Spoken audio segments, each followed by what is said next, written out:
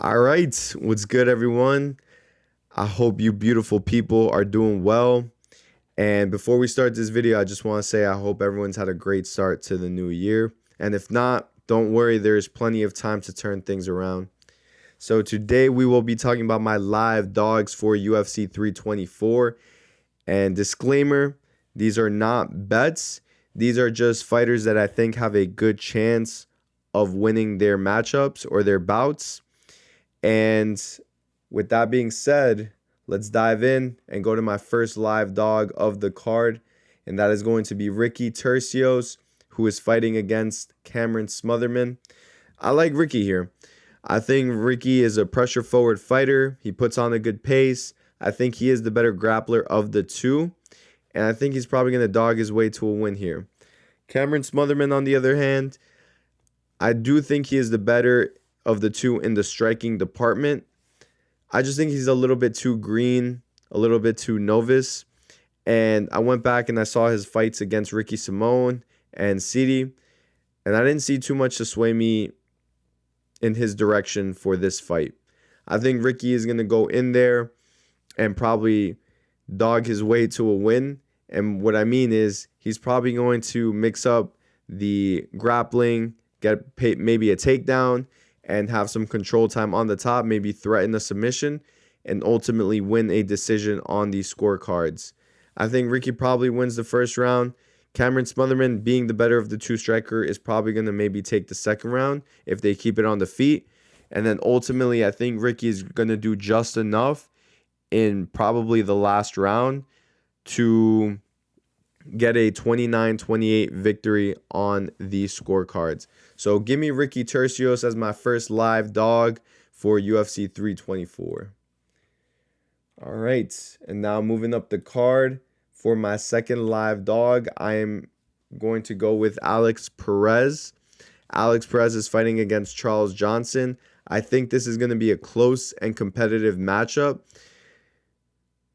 Alex Perez is probably just being a little bit too overlooked, and he definitely has the better experience.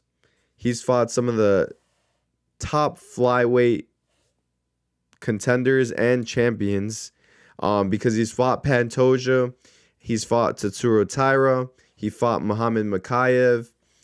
So this guy's fought the top of the division. He is explosive. I went back and saw his fight against Nicolau. He came out strong in the first round, and I think that's exactly what he's going to have to do against Charles Johnson. Come out explosive, put on a good pace. He does mix it up well. He does good going to the body, and I think in this case, that's exactly what he has to do, just because Charles Johnson is a longer, taller fighter. So Charles Johnson is going to use that reach well, so he's going to have to close in the distance, maybe work the body, go up top a little bit, and he does have good leg kicks. I will say that. Charles Johnson, on the other hand, he is a good striker. He's definitely going to use that reach to his advantage. And I see maybe Alex Perez winning the first round, Charles Johnson probably taking over in the second, and then it might come down also to the third round. So I think Alex Perez is live here. He is a plus 152 dog, and Charles Johnson is a 2-1 favorite in this fight. So I think Alex Perez is live here. I know his record is probably why he's being overlooked. He has 4 losses in his last 5. However, it's been all to top level guys who I think are better than Charles Johnson. So Muhammad Makayev, Pantoja, Tatsuro Taira, all great fighters. So I think this is a buy low spot for Alex Perez. However, I will say that Charles Johnson is coming off a good win against Loner Kavanagh, so he's probably riding that momentum. I will say I don't have any bets here. I'm probably not going to bet this fight. I just think Alex Perez is live to get a upset win here against Charles Johnson. All right, and then moving up the card to my final live dog, and that is going to be none other than Justin the Highlight Gaethje, who is fighting against Paddy Pimblett. And I will say I wouldn't recommend taking Justin Gaethje money line. I think the value is going to be on Justin Gaethje by KO. I think that is probably his best way of winning this fight, just because we all know Paddy is a great grappler. He's probably one of the best in the grappling department in the division. And I think Paddy's most likely outcome will probably be by submission or going to the distance, because I haven't seen him fatigue. He's done well. He's gone 3 rounds. I haven't seen him in championship rounds, though. So if we hit the 4th or 5th round, who knows what to expect from Paddy. However, Justin Gaethje still has power in those hands. He has a nasty uppercut, and he does have a mean left hook. So I could see Paddy getting a little bit reckless, maybe opening up a little bit too much, and Justin Gaethje capitalizing on that. So I will say this: if you do have Paddy Pimblett in a couple of your parlays, maybe take Justin by KO as a hedge to your bets. I think that is a live spot for Justin. Unfortunately, Paddy might be probably a little bit too much, especially in the grappling department. So I wouldn't bet on this either. I probably use that Justin Gaethje by KO as a hedge, but I do think it is a good value spot here. So just to recap, my first live dog and breaking news, Ricky Turcios is going to be my official pick for this fight.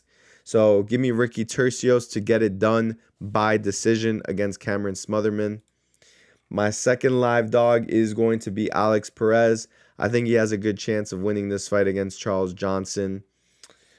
His level of competition is just unreal. And even though he's lost to some of the best guys in the division, it just shows that he can go in there and stand and be in the octagon with some of the best flyweights in the world. So I do see Alex Perez possibly getting an upset here against Charles Johnson. And then my last live dog of the card is none other than Justin Gaethje.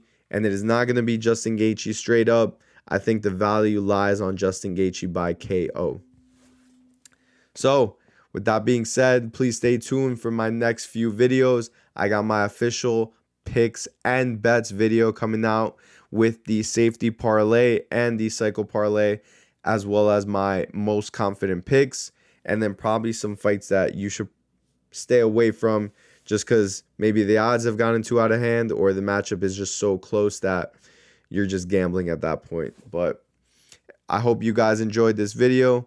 Please like and subscribe and let me know your thoughts and what you guys think of some of these matchups. So stay tuned for the next video. See you guys in the next one.